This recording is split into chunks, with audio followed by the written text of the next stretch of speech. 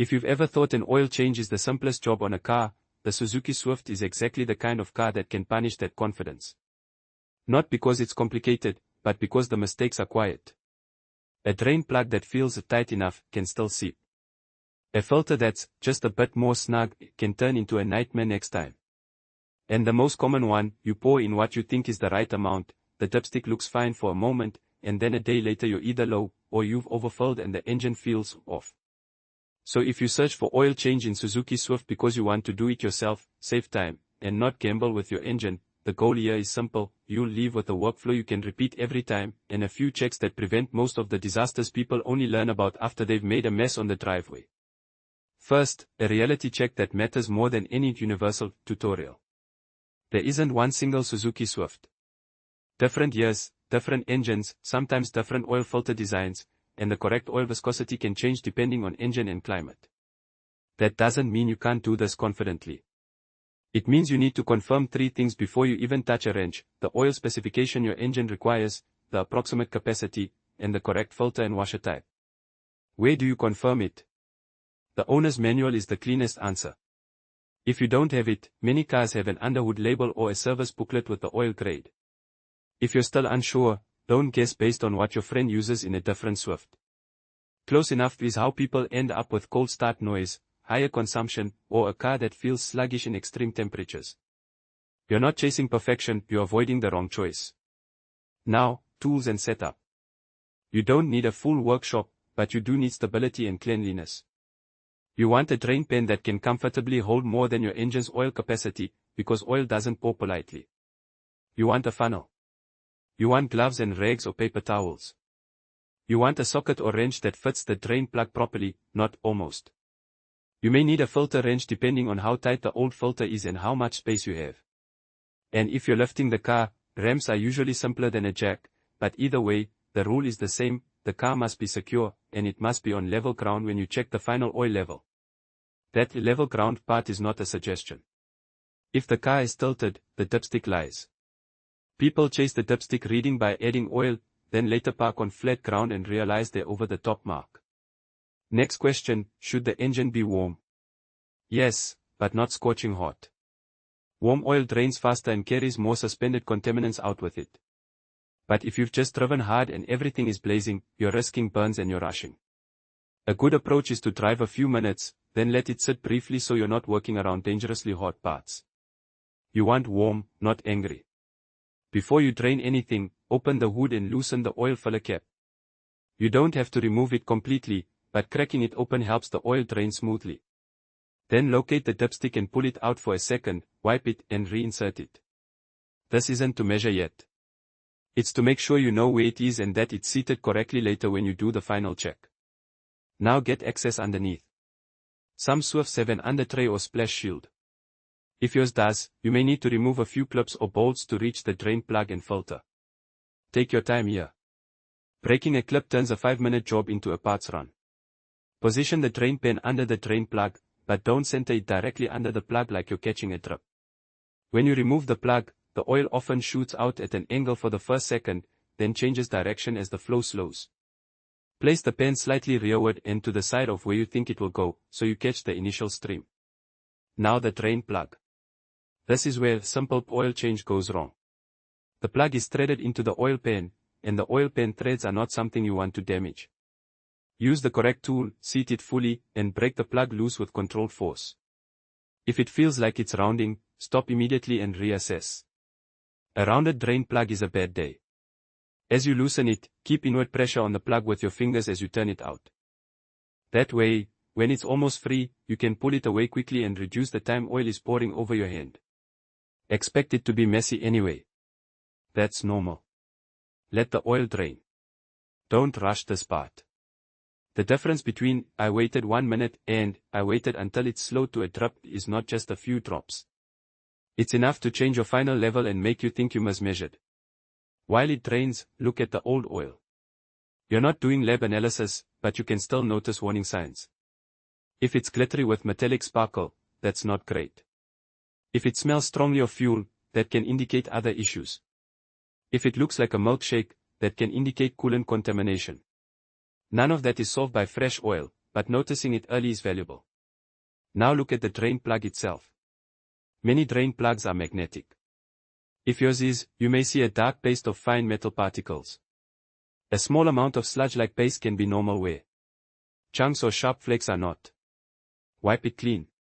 And now the crush washer, the small ring that seals the plug against the pen. This is one of the most ignored parts of the job, and one of the most common causes of slow leaks. If the washer is designed to crush and seal once, reusing it can mean it doesn't seal properly the second time.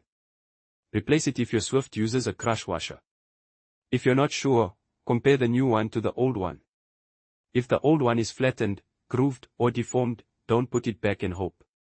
When the oil is drained to a slow drip, reinstall the plug by hand first. This matters. Thread it in by hand until it seats. If you can't thread it by hand, something is wrong: cross-threading, dirt, wrong plug, wrong angle. Forcing it with a wrench is how threads get destroyed. Once it's seated, tighten it properly. If you have the correct torque specification for your exact Swift engine and model year, use a torque wrench. If you don't, the safe principle is snug plus a small additional turn, not as tight as you can. Over-tightening can strip the pen threads or crush the washer too far. Under-tightening can leak. The goal is sealed, not welded. Now the oil filter. Depending on your Swift, it may be accessible from underneath or from the engine bay. Either way, position the drain pen under it because removing the filter almost always spills oil. Before you spin it off, take a moment to look around it. If there are hoses or wiring nearby, you don't want to soak them unnecessarily. Break the filter loose. If it's end tight and comes off easily, great. If it's stuck, use a proper filter wrench. Avoid stabbing it with a screwdriver. That trick works until it doesn't, and then you've got a torn filter, sharp edges, and still no movement.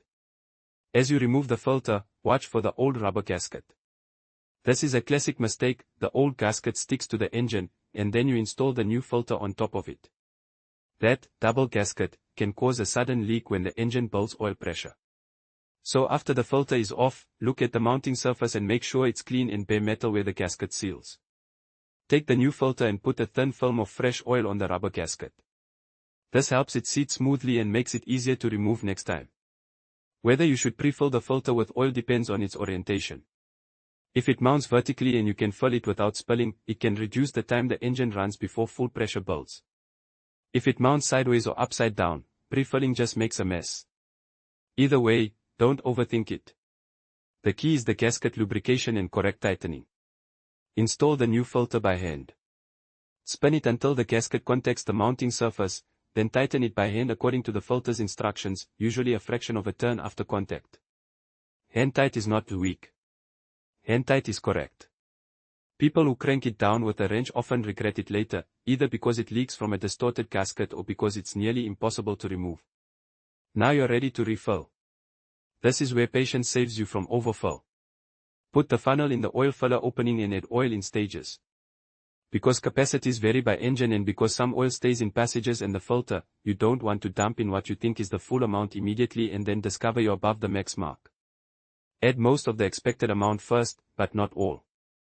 Then wait a moment for it to settle into the pen. Check the dipstick. It may read low because the filter is still empty, and that's fine.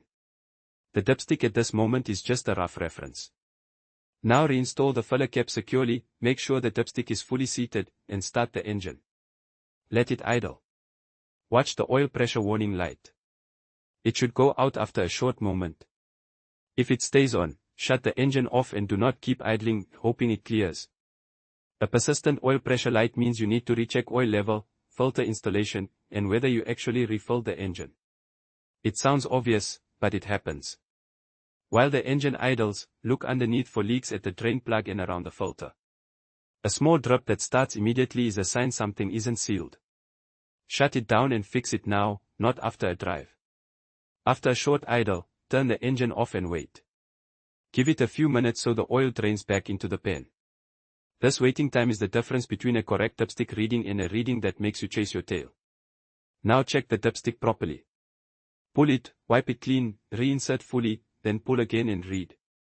You want the level between the minimum and maximum marks. Many people aim for exactly the top mark. That's not necessary. Anywhere in the safe range is acceptable, and slightly below the top mark is often a comfortable target because oil expands with heat and because you may add a tiny bit later after a final recheck. If it's low, add a small amount, wait a moment, and recheck. This is the part where people ruin it by adding too much too quickly. A little oil makes a noticeable change on the dipstick, but not instantly. Give it time to settle. If you accidentally overfill, don't ignore it. Overfilled oil can get whipped by the crankshaft, aerate, and foam. Foamy oil doesn't lubricate as well as it should. Symptoms can range from nothing obvious to rough running, smoke, or leaks as pressure increases. The safe fix is to drain a bit out, either by loosening the drain plug carefully or using an extraction method if you have one. The point is, don't treat overfill as extra protection. It's not. Once the level is correct, do a final visual check around the filter and drain plug. Wipe any residue so you can tell later if a fresh leak appears. Reinstall any undertray or splash shield you removed. Make sure all clips and bolts are secure, because a loose undertray can rattle or drag. Now, the aftercare that separates a clean DIY job from a mystery stain on your driveway. Pour the used oil into a sealed container. Most auto parts stores or local recycling centers accept used engine oil, and many accept the used filter too. Don't dump it, don't leave it open, and don't mix it with random chemicals. Used oil is messy and harmful, but it's also easy to dispose of properly if you plan ahead. If your Swift has a maintenance reminder system, you may need to reset it. The exact method varies by year and trim, so don't rely on a single universal button sequence. Check your manual or a reliable guide for your specific model. If you don't reset it, the car will keep reminding you, and you'll eventually ignore it when it actually matters. Now here's the part most people skip, the next day check. After your first short drive, park on level ground, let the engine sit a few minutes, and check the dipstick again. Sometimes the level changes slightly as oil fills passages and the filter fully saturates. Also take a quick look under the car for any fresh drips. A slow leak from a reused washer or a slightly under-tightened filter often shows up after heat cycles, not immediately in the driveway. If you see a drip at the drain plug, don't just tighten harder blindly. First confirm the washer is correct and seated. If you see a seep at the filter, the most common causes are a gasket that didn't seat cleanly, a filter that's not tight enough, or the dreaded old gasket still stuck to the engine. Fixing it usually means removing and reinstalling the filter correctly, not cranking it down until something gives. If the oil pressure light comes on while driving after your oil change in Suzuki Swift, treat it seriously.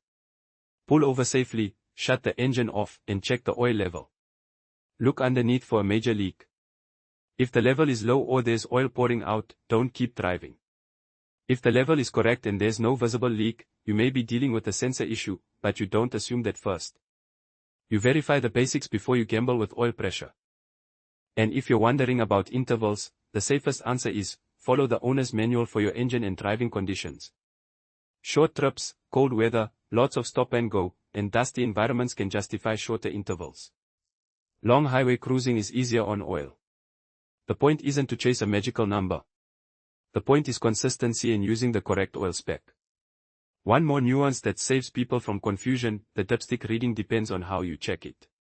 If you check immediately after shutting the engine off, oil is still up in the engine and the reading looks low. If you check after the car has sat for a long time, it can read slightly higher because everything has drained down. Pick a consistent method, level ground, engine off, wait a few minutes, wipe and reinsert, then read. Consistency beats obsession. So yes, an oil change is basic maintenance. But it's also one of those jobs where the basic steps hide the real risks: wrong oil spec, damaged threads, reused washer, double gasket filter, and a rushed level check that leads to overfill. If you slow down at those exact points, the job becomes boring in the best way. Clean, repeatable, and drama-free. And that's the real win. Not just doing an oil change in Suzuki Swift once, but being able to do it every time without guessing, without leaks, and without that nagging feeling that you might have made a mistake you won't discover until the engine tells you.